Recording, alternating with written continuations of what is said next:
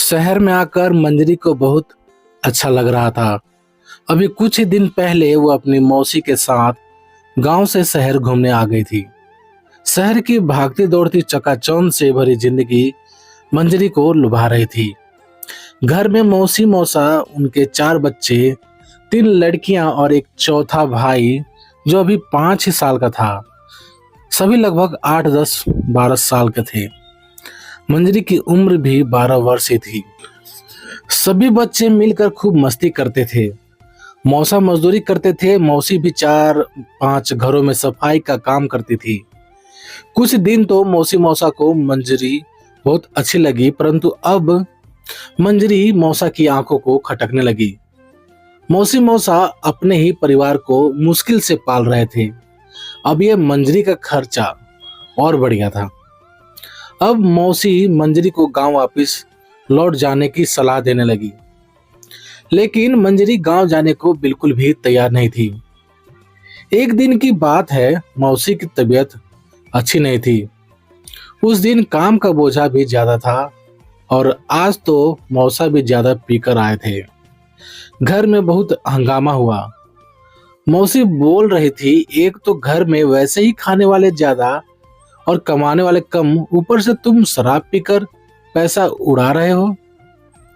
घर में तो खर्चा देते वक्त हाथ तंगी है और तुम्हारी अय्याशी के लिए कोई तंगी नहीं। इतने में मौसी की नजर मंजरी पर पड़ी। और एक तू इतने दिन से मुफ्त की रोटियां तोड़ रही है, यहाँ कोई टकसाल नहीं लगी। अगर रहना है तो मेहनत करो, मजदूरी करो या फिर गांव वापस जाओ। आज मंजरी के कानों को मौसी की बात चीर रही थी। मंजरी गांव वापस जाकर क्या करती? थोड़ा सा खेत का टुकड़ा जरूर है गांव में। धान गेहूं की कोई कमी नहीं थी, पेट तो किसी तरह भर ही जाता है। लेकिन पेट के अलावा और भी जरूरतें होती हैं जिनके लिए पैसे की आवश्यकता होती है। अच्छे कपड़े, टेलीविजन, फ्रिज इत्यादि सभी देखकर मंजरी की इच्छा होती थी कि गांव में उसके घर में भी ये सब कुछ हो। वो मौसी से बोली, मुझे कुछ काम दिलवा दो, मैं कुछ पैसे कमा कर गांव ले जाऊंगी और टीवी फ्रिज खरीदूंगी। मौसी को हंसी आ गई। बोली, बेटा काम करना इतना आसान नहीं है। चल फिर भी तू कह रही है तो कल से तुझे काम पर लगवाती हूँ। आज ही कोई कह रहा था सुबह 8 बजे से रात 8 बजे तक उन्हीं के घर रहना होगा, खाना पीना वही होगा, रात को घर वापस। मंजरी अगले ही दिन काम पर लग गई। 4,000 रुपया 1 महीना तय हुआ था। अच्छा काम मिलने पर 2 महीने बाद पैसा बढ़ा देने की बात हुई। मंजरी पूरे दिल से उस घर में सुबह से शाम करती। सब सुविधा थी, मंजरी को खुश थी। काम करते करते मंजरी को 6 महीने बीत गए थे। मंजरी हर महीने के पैसे अपनी मौसी को दे देती थी। मौसी भी यह कहती कि तेरे पैसे मेरे पास सुरक्षित पड़े हैं।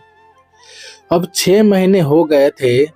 मंजरी ने मौसी से कहा, मौसी वो थोड़े दिन के लिए गांव जाना चाहती हूँ। उसके जो पैसे हैं वो गांव लेकर जाएगी और घर पर देगी। मौसी बोली, कौन से पैसे?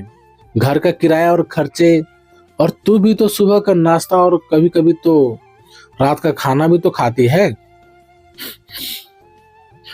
मंजरी का मन बहुत उदास हो रहा था। अब उसने सोच लिया था कि वो अगले महीने सिर्फ 1,000 रुपया ही मौसी को देगी, बाकी गांव जाने के लिए जमा करेगी। अगले महीने मंजरी ने ऐसा ही किया। मौसी मौसा ने बहुत कोशिश करी पैसे निकलवाने की, लेकिन इस बार मंजरी ने भी जिद ठानी थी। 4 महीने बीत गए थे। मौसी मौसा की पैसे देने वाली मुर्गी मंजरी ने भी अब पैसे देने बंद कर दिए थे। अब तो मौसी मानो ऐसे हो गई जैसे मंजरी उसकी बहन की बेटी ही ना हो। कहने लगी, यहाँ रहना है तो 5,000 किराया देना होगा। मंजरी अब पूरी तरह समझ गई थी कि जब तक पैसा हो जेब में कोई पूछता है, वरना धक्का मार निकालते हैं। अकेली लड़की को कोई किराए पर मकान देने को भी तैयार नहीं था। उधर से मौसी मौसा की आंख में चुभने लगी थी मंजरी। उसके गांव में फोन करके बहुत कोशिश की गई कि मंजरी महीने में जो कमाती है वो उन्हें देती रहे तो मंजरी उनके घर रह सकती है, वरना मंजरी अपना अलग ठिकाना करे। मंजरी को सारे महीने की कमाई देनी मंजूर ना थी, क्योंकि वो सारे दिन तो काम करने वाले के घर में रहती थी, खाना खाती थी। फिर किस बात के पैसे दे मौसी को, और मौसी भी पैसे मांगने पर कहती थी पैसे खर्च हो गए। नहीं, मंजरी अब अपनी मेहनत की कमाई नहीं देगी। उसके भी कुछ अरमान है जिन्हें वो पूरा करना चाहती थी। इधर मौसी ने मंजरी को उसके गांव भेजने की पूरी तैयारी कर ली थी। मंजरी उदास थी, पर उसे यकीन था वो फिर शहर लौट कर आएगी और अपने सपने सच करेगी, क्योंकि वो जान चुकी थी कि मेहनत से सब कुछ हासिल किया जा सकता है। तो प्यारे दोस्तों, आप सभी का इस कहानी के बारे में क्या राय है, प्लीज कमेंट करके हमें जरूर बताएं।